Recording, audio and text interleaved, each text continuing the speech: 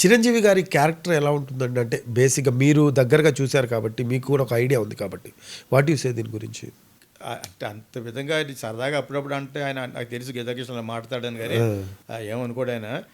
So మేము అన్ని విధాలా దగ్గర కలిసిన వాళ్ళం, ఒకే క్యాస్ట్ కూడా. చేత మన ఇంట్లో కూడా షూట్ చేశారు చిరంజీవిని పెట్టి, ప్రాణం ఖరీదని పొలాల్లో తీశారు. మాది కడియం పక్కన నర్సరీస్ ఉన్న మాధవరాయుడిపల్లి అనే ఊరు, మంచి ఊరు.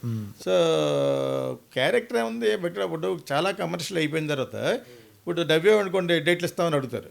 హాయ్ బాగున్నా అని అడుకోండి, నాకు డేట్లు ఇస్తావా అని అడుగుతాడు. అంచేత ఆయన అలాగ అనగలడా మరి?